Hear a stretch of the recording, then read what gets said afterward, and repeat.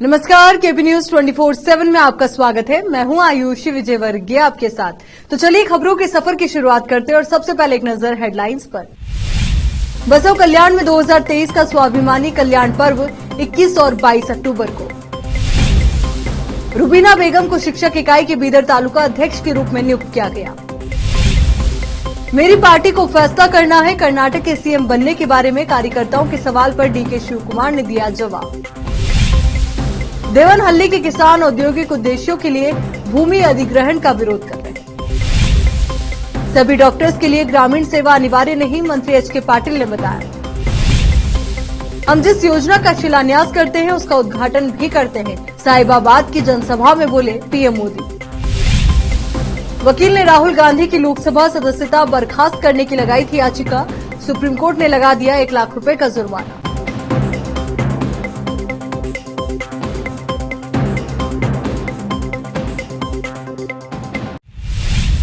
अब देखते हैं समाचार विस्तार से। आज से बसपन्ना की कर्मभूमि बसव कल्याण बाहरी क्षेत्र में सस्तापुर बंगला के पास बैग कल्याण मंडप में 2023 का स्वाभिमानी कल्याण पर्व स्थापित किया गया। आज जिला पत्रिका भवन में एक संवाददाता सम्मेलन को संबोधित करते हुए कहा कि वो बसवा मंडप की पूज्य सत्यदेवी और बेलगाम बसवा मंडप के पूज्य सदगुरु प्रभुलिंग स्वामी जी कार्यक्रम की अध्यक्षता करेंगे, जिसकी अध्यक्षता हरकुड़ा हिरेमठ के पूज्य डॉक्टर चन्नावीरा शिवाचार्य करेंगे।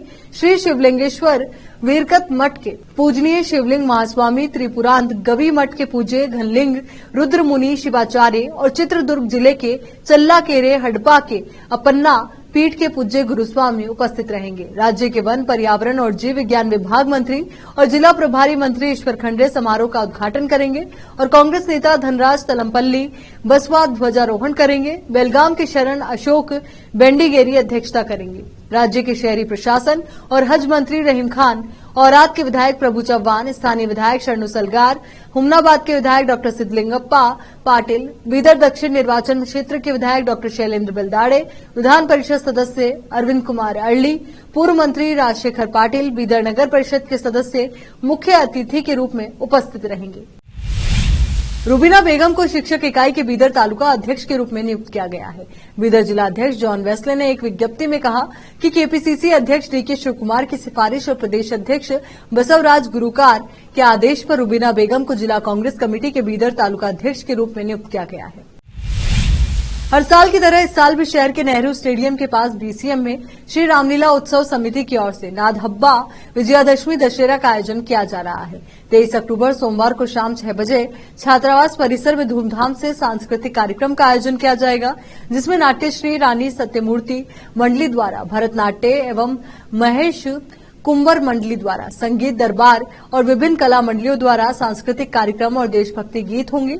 मंगलवार 24 अक्टूबर को शाम 6 बजे उषा प्रभाकर और नेपुर नृत्य अकादमी की मंडली द्वारा रावण दहन के बाद रामलीला का मंचन किया जाएगा।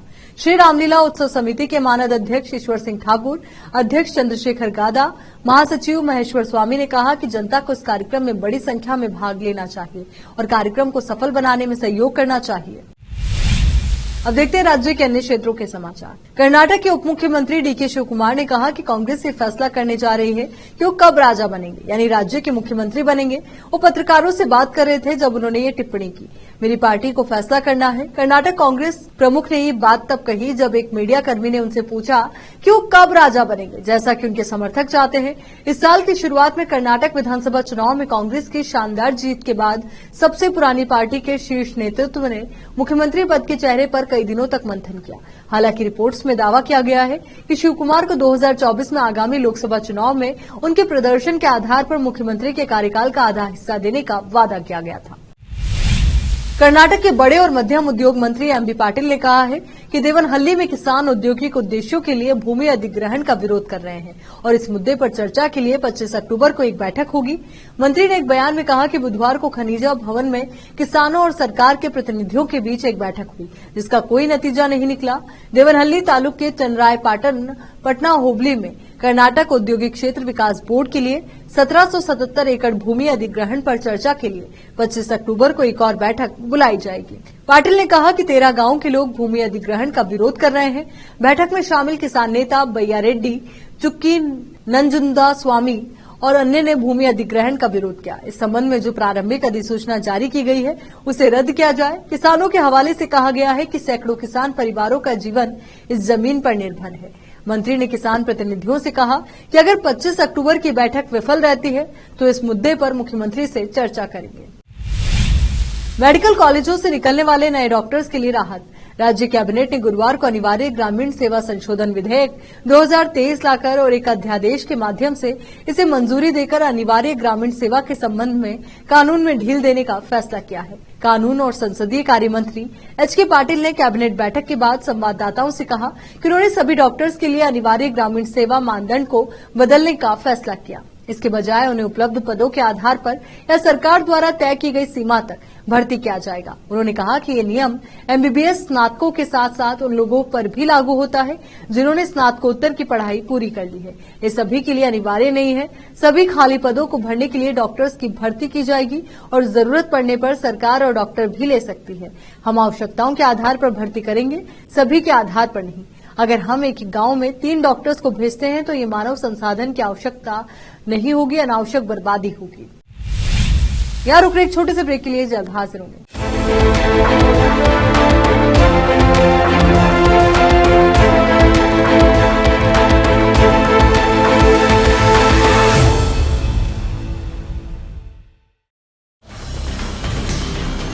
हिंदुस्तान के हर कोने में हम हैं मौजूद। 24 घंटे हालात पर गहरी नजर, खबरों से जुड़े चुपते सवालात और आपको दिखाता है धार्मिक, सामाजिक, राजनीतिक, लोकल और इंटरनेशनल न्यूज की सबसे बेहतर कवरेज जो आपको रखती है हर पल बाखबर। देश और दुनिया भर की खबर के लिए देखते रहें KP news 24/7। Noor education trust Bidar की ओर से चलाए जाने वाला Noor MEd and BEd college Bidar, recognized by NCTE Delhi and affiliated to Gulbarga University, Gulbarga. Admission are open for the academic year 2022-23. विशेषज्ञ और सक्षम शिक्षकों द्वारा शिक्षा प्राप्त करने के लिए नूर एमएड एंड बीएड कॉलेज में दाखिला लें और शांत वातावरण में शिक्षा प्राप्त करें। बीदर शहर में बेहतर शिक्षा का एकमात्र केंद्र Noor MEd and BEd college, Shahpur gate, Bidar. Phone numbers 9945283920, 8482221297। Break के बाद बढ़ते हैं आगे। कर्नाटक सरकार, जिसने अपने घोषणा पत्र में आश्वासन दिया था कि वो प्रत्येक परिवार को 5 किलो अतिरिक्त चावल केंद्र सरकार द्वारा दिए गए 5 किलो के अलावा प्रदान करेगी, अपना वादा निभाने के लिए संघर्ष कर रही है। नवीनतम चुनौती समिति देशों में गैर बासमती चावल निर्यात के लिए हरी झंडी है। चिंता है कि इससे मौजूदा स्टॉक पर दबाव पड़ेगा और चावल की कीमत बढ़ जाएगी। मई की कीमतों की तुलना में अब कीमतें पहले से ही काफी अधिक है। परिणाम स्वरूप कर्नाटक को एफसीआई दरों पर चावल खरीदना अधिक कठिन हो सकता है। मई में जब से कांग्रेस सरकार सत्ता में आई है, तब से कर्नाटक को अपने चावल के वादे को पूरा करने में किसी न किसी बाधा का सामना करना पड़ रहा है। चुनौतियां असहनीय थी और सरकार के पास लोगों को चावल की लागत के बराबर नकद राशि देने के अलावा कोई रास्ता नहीं था। गैर बासमती चावल के निर्यात पर प्रतिबंध हटाने के बारे में पूछे जाने पर एफकेसीसीआई के रमेश चंद्र लाहोटी ने कहा कि निर्यात के लिए फसल कहाँ है। दक्षिण का बड़ा हिस्सा सूखे या अर्ध सूखे की स्थिति से जूझ रहा है, अन्यथा समग्र राष्ट्रीय चावल उत्पादन में कर्नाटक का महत्वपूर्ण योगदान है, लेकिन इस मौसम में अपर्याप्त बारिश के कारण बड़े क्षेत्रों में उत्पादन में कमी है। प्रधानमंत्री नरेंद्र मोदी ने दिल्ली एनसीआर के लोगों को रैपिड रेल नमो भारत का तोहफा दिया है। इस ट्रेन को हरी झंडी दिखाने के साथ ही पीएम मोदी ने इस ट्रेन में साहिबाबाद से दुहाई तक का सफर भी किया। सफर के दौरान पीएम मोदी ने ट्रेन में मौजूद बच्चों से बात भी की। दुहाई से वापस साहिबाबाद लौटने के बाद पीएम मोदी ने सभा स्थल तक पहुंचने के लिए एक रोड शो भी किया। वे खुली जीप में सवार होकर लोगों का अभिवादन करते हुए सभा स्थल तक पहुंचे। पीएम मोदी ने उद्घाटन स्थल के पास एक जनसभा को संबोधित किया। पीएम मोदी ने अपने भाषण की शुरुआत करते हुए कहा कि इस परियोजना का शिलान्यास हमने 2019 में किया था और अब उद्घाटन कर रहे हैं। पीएम मोदी ने कहा कि जिस परियोजना का शिलान्यास हम करते हैं उसका उद्घाटन भी हम करते हैं। पीएम मोदी ने कहा कि नमो भारत ट्रेन में आधुनिकता भी है और अद्भुत गति भी है, नए भारत के नए सफर और नए संकल्पों को परिभाषित कर रही है। मेरा हमेशा से मानना है कि भारत का विकास राज्यों के विकास से ही संभव है। पिछले कर्नाटक चुनाव में राहुल गांधी ने मोदी सरनेम को लेकर एक विवादित टिप्पणी की थी। इस टिप्पणी की वजह से उन्हें अपनी लोकसभा सदस्यता गंवानी पड़ी। उन्हें इस मामले में निचली अदालत ने सजा सुनाई थी। राहुल गांधी इस सजा को लेकर सुप्रीम कोर्ट गए, जहां उन्हें राहत मिली और सदस्यता बहाल हो गई। इसके बाद सुप्रीम कोर्ट के एक वकील ने जनहित याचिका दाखिल की। इस याचिका में मांग की गई कि राहुल गांधी को सदस्यता रद्द की जाए। आज शुक्रवार को इस मामले में सुप्रीम कोर्ट में सुनवाई हुई तो कोर्ट ने इस याचिका को खारिज कर दिया। इसके साथ ही कोर्ट ने याचिका दाखिल करने वाले वकील पर 1 लाख रुपए का जुर्माना भी लगाया। राहुल गांधी को 24 मार्च को लोकसभा सांसद के रूप में अयोग्य घोषित कर दिया गया था। गुजरात के सूरत में मेट्रोपॉलिटन अदालत ने उन्हें 2 साल की सजा सुनाई। दरअसल 7 जुलाई को गुजरात हाईकोर्ट ने सजा पर रोक लगाने की उनकी याचिका खारिज कर दी, जिसके बाद उन्होंने 15 जुलाई को सुप्रीम कोर्ट का दरवाजा खटखटाया था। 4 अगस्त को सुप्रीम कोर्ट ने राहुल की सजा पर रोक लगा दी थी। राहुल गांधी के खिलाफ ये मामला उनके उस बयान को लेकर दर्ज किया गया था, जिसमें उन्होंने कथित तौर पर कहा था कि वो सभी चोरों का सरनेम मोदी ही होता है। राहुल गांधी के इस बयान के खिलाफ बीजेपी के विधायक और गुजरात के पूर्व मंत्री पूर्णेश मोदी ने शिकायत दर्ज कराई थी। वायनाड से लोकसभा सदस्य गांधी ने एक कथित टिप्पणी 2019 के आम चुनाव से पहले कर्नाटक के कोल्लार में आयोजित जनसभा में की थी। मध्य प्रदेश विधानसभा चुनाव में सीट शेयरिंग को लेकर समाजवादी पार्टी और कांग्रेस में तनातनी बढ़ गई है। उत्तर प्रदेश के कांग्रेस अध्यक्ष अजय राय के बयान के बाद अखिलेश यादव ने उन्हें चिरकुट कह डाला। अखिलेश की इस प्रतिक्रिया के बाद मध्य प्रदेश के मुख्यमंत्री शिवराज सिंह चौहान ने मौके को भुनाते हुए विपक्षी गठबंधन इंडिया पर जोरदार हमला बोला। उन्होंने कहा कि जिस दिन इंडिया गठबंधन बना था, हमने कह दिया था कि ये बेमेल गठबंधन है। इंडिया गठबंधन पर प्रहार करते हुए शिवराज सिंह ने कहा, एक घमंडिया गठबंधन है, इनमें न लोगों के विचार एक हैं और न ही दिल एक है। केवल मोदी जी की लोकप्रियता से घबराकर ये बेमेल गठबंधन बना था, जो बनने से पहले ही टूट रहा है। इंडी गठबंधन ने मध्य प्रदेश में रैली तय की थी, कमलनाथ ने कैंसिल करवा दी, घुसने से भी मना कर दिया। जिस दिन से ये गठबंधन बना है, ये अजीब गठबंधन है। दिल्ली में दोस्ती और राज्यों में कुश्ती, ऐसा कहीं होता है क्या? उन्होंने कहा कि अभी अभी जो कल अखिलेश यादव जी ने कहा है कि कांग्रेस ने उन्हें और सपा को 1 साल तक धोखे में रखा, बातें करते रहे और बाद में धोखा दे दिया। उनके कार्यकर्ता रात भर जागे, उन्हें बैठाया और उन्होंने चिरकुट जैसे जिन शब्दों का उपयोग किया है, इससे उनके मन की स्थिति समझी जा सकती है कि कांग्रेस ने कितना धोखा दिया है। कांग्रेस आपस में भी धोखा दे रही है। अब मध्य प्रदेश में ही देख लीजिए, कांग्रेस लड़ रही है, सपा लड़ रही है, आप भी बाहें चढ़ाकर सामने खड़ी है। ये काहे का गठबंधन है? आश्चर्य के साथ जनता इस गठबंधन को देख रही है कि जब आज ही इस गठबंधन की स्थिति है कि आपस में लड़ रहे हैं, तो इनके हाथों में देश और प्रदेश का भविष्य कैसा होगा? राजस्थान के पूर्व उप मुख्यमंत्री सचिन पायलट ने कहा है कि उन्होंने कभी किसी जीतने योग्य उम्मीदवार का विरोध नहीं किया और यहां तक कि उनका भी जो पिछले साल सितंबर में हुए प्रकरण के दौरान अनुशासनहीनता के आरोपी थे। दरअसल राजस्थान के मुख्यमंत्री अशोक गहलोत के उस बयान के बाद पायलट ने यह जवाब दिया है, जिसमें गहलोत ने दिल्ली में कहा कि उन्होंने राज्य के विधानसभा चुनाव के लिए सचिन पायलट के समर्थकों को टिकट देने का विरोध नहीं किया। इस पर पायलट ने कहा कि वो सभी योग्य उम्मीदवारों के प्रस्तावों का खुले दिल से स्वागत करते हैं, यहां तक कि वे भी जो पिछले साल अनुशासनहीनता में शामिल थे। सचिन पायलट ने पिछले साल की घटना का जिक्र करते हुए दौसा में पत्रकारों से कहा कि उन्होंने उन सभी के प्रस्तावों का खुले दिल से स्वागत किया है जो जीतने योग्य हैं, यहां तक कि उन लोगों के भी जिन्होंने सोनिया गांधी की बात नहीं मानी थी। कांग्रेस नेता शुक्रवार को पार्टी महासचिव प्रियंका गांधी वाड्रा की जनसभा की तैयारियों की समीक्षा करने के लिए दौसा में थे। पायलट ने कहा कि सभी नेताओं ने पार्टी हित में सामूहिक निर्णय लेने का प्रयास किया और जल्द ही स्पष्ट हो जाएगा कि कौन किस सीट से चुनाव लड़ेगा। उन्होंने मुख्यमंत्री अशोक गहलोत के उस बयान का जिक्र किया कि कांग्रेस में पार्टी नेताओं के बीच प्रेम है। छत्तीसगढ़ में होने वाले विधानसभा चुनाव में अब 1 महीने से भी कम का समय बाकी है। इस बीच कांग्रेस ने चुनाव के लिए अपने उम्मीदवारों की दूसरी लिस्ट भी जारी कर दी है। इस लिस्ट में कांग्रेस ने कुल 53 उम्मीदवारों की घोषणा की है।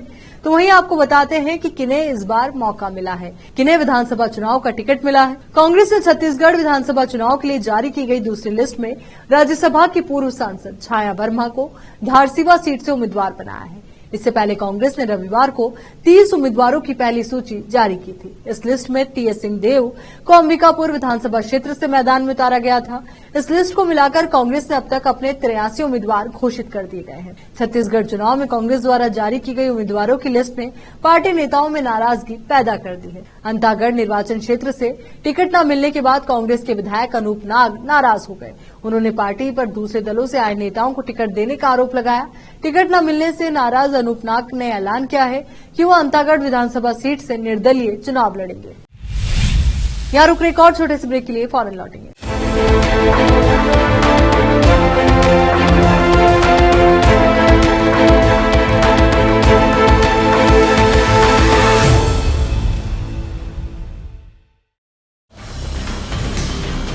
हिंदुस्तान के हर कोने में हम हैं मौजूद। 24 घंटे हालात पर गहरी नजर, खबरों से जुड़े चुपते सवालात और आपको दिखाता है धार्मिक, सामाजिक, राजनीतिक, लोकल और इंटरनेशनल न्यूज की सबसे बेहतर कवरेज, जो आपको रखती है हर पल बाखबर। देश और दुनिया भर की खबर के लिए देखते रहें KP news 24/7। Noor education trust Bidar की ओर से चलाए जाने वाला Noor MEd and BEd college Bidar, recognized by NCTE Delhi and affiliated to Gulbarga University, Gulbarga. Admission are open for the academic year 2022-23. विशेषज्ञ और सक्षम शिक्षकों द्वारा शिक्षा प्राप्त करने के लिए नूर एमएड एंड बीएड कॉलेज में दाखिला लें और शांत वातावरण में शिक्षा प्राप्त करें। बीदर शहर में बेहतर शिक्षा का एकमात्र केंद्र Noor MEd and BEd college, Shahpur gate, Bidar. Phone numbers 9945283920, 8482221297। Break के बाद बढ़ते हैं आगे। इजराइल और हमास के बीच जंग भीषण होती जा रही है। इसी बीच इजराइल लगातार एयर स्ट्राइक कर रहा है। वहीं जमीनी सेना भी गाजा में हमास के ठिकानों पर हमले के लिए पूरी तरह तैयार है। जानकारी के अनुसार इजराइल की वायुसेना ने आतंकी संगठन हमास के सैकड़ों ठिकानों पर हमले किए। इस दौरान गाजा पट्टी में हमास के एक आतंकवादी को मार गिराया गया। इजरायली वायुसेना के अनुसार आईडीएफ यानी कि इजरायली डिफेंस फोर्स ने गाजा पट्टी में आतंकवादी संगठन हमास के 1-2 नहीं बल्कि 100 से अधिक परिचालन ठिकानों पर जोरदार प्रहार किया। इन जानलेवा हमलों में एक आतंकवादी की मौत हो गई। वायुसेना के अनुसार ऑपरेशन के दौरान इजरायली फाइटर जेट्स ने सुरंग शाफ्ट, युद्ध सामग्री, गोदामों और दर्जनों परिचालन मुख्यालयों पर हमला किया। इन हमलों में इन सभी जगहों को तहस नहस कर दिया। इससे पहले जबलिया में एक मस्जिद में स्थित आतंकवादी बुनियादी ढांचे और हथियारों को भी नष्ट कर दिया गया था। इस जगह का इस्तेमाल आतंकवादियों के लिए एक सभा स्थल के रूप में किया गया था। इजराइल हमास में जंग के बीच पूरे मिडिल ईस्ट में मौजूदा संकट से हाहाकार मचा हुआ। इस कारण से आने वाले समय में तेल की कीमतों में आग लग सकती है। इस कारण गैस पंप पर लंबी कतारें लगने को लेकर भी कयास लगाए जा रहे हैं। इसी बीच विशेषज्ञों ने बड़ी बात कही। तेल आपूर्ति के बाधित होने की खबरों के बीच विशेषज्ञों ने जो बताया है वह आश्चर्यचकित करने वाला है। जानकारी के अनुसार साल 1973 के अरब तेल प्रतिबंध के 50 साल बाद पश्चिम एशिया में मौजूदा संकट में वैश्विक तेल आपूर्ति बाधित होने और कीमतें बढ़ने की आशंका है। हालांकि विशेषज्ञों का कहना है कि अत्यधिक मूल्य वृद्धि और गैस पंप पर लंबी कतारें लगने की आशंका नहीं है। अंतर्राष्ट्रीय ऊर्जा एजेंसी आईईए के प्रमुख ने कहा कि सऊदी अरब और रूस से तेल उत्पादन में कटौती और चीन से मजबूत मांग के अनुमान में अब इजराइल हमास युद्ध निश्चित रूप से तेल बाजारों के लिए अच्छी खबर नहीं है। पेरिस स्थित आईईए के कार्यकारी निदेशक फतेह बिरोल ने द एसोसिएटेड प्रेस को बताया कि बाजार अस्थिर रहेंगे और संघर्ष में तेल की कीमतें बढ़ सकती है, जो निश्चित रूप से मुद्रास्फीति के लिए बुरी खबर है। उन्होंने कहा कि तेल और अन्य ईंधन का आयात करने वाले विकासशील देश ऊंची कीमतों से सबसे अधिक प्रभावित होंगे। हमास के आतंकवादियों के इजराइल पर हमला करने के दिन यानी 6 अक्टूबर को वैश्विक तेल मानक ब्रेंट क्रूड $85 प्रति बैरल था, जो गुरुवार को $91 प्रति बैरल से ऊपर कारोबार कर रहा था। हमले के बाद से कीमतों में उतार चढ़ाव के कारण तेल की कीमतें $96 तक पहुंची है। अब एक नजर फिल्मी समाचारों पर। लियो ने तोड़ा शाहरुख खान की पठान का रिकॉर्ड। पहले ही दिन थलपति विजय की फिल्म ने पार किया 100 करोड़ रुपए का जादुई आंकड़ा। अब समाचार खेल जगत से है। ऑस्ट्रेलिया वर्सेस पाक में डेविड वार्नर ने उड़ाई पाकिस्तानी गेंदबाजों की धज्जियां, बना दिया तगड़ा रिकॉर्ड। आखिर में देखते हैं समाचार बाजार के। त्योहारी सीजन में आई राहत की खबर, खाने पीने के सामान की कीमत नहीं बढ़ने के लिए सरकार ने उठाया कदम। चलिए एक बार फिर से नजर डालते हैं हेडलाइंस पर। बसव कल्याण में 2023 का स्वाभिमानी कल्याण पर्व 21 और 22 अक्टूबर को। रुबीना बेगम को शिक्षक इकाई के बीदर तालुका अध्यक्ष के रूप में नियुक्त किया गया। मेरी पार्टी को फैसला करना है, कर्नाटक के सीएम बनने के बारे में कार्यकर्ताओं के सवाल पर डीके शिवकुमार ने दिया जवाब। देवनहल्ली के किसान औद्योगिक उद्देश्यों के लिए भूमि अधिग्रहण का विरोध कर रहे हैं। सभी डॉक्टर्स के लिए ग्रामीण सेवा अनिवार्य नहीं, मंत्री एच.के. पाटिल ने बताया। हम जिस योजना का शिलान्यास करते हैं उसका उद्घाटन भी करते हैं, साहिबाबाद की जनसभा में बोले पीएम मोदी। वकील ने राहुल गांधी की लोकसभा सदस्यता बर्खास्त करने की लगाई थी याचिका, सुप्रीम कोर्ट ने लगा दिया 1 लाख रुपए का जुर्माना।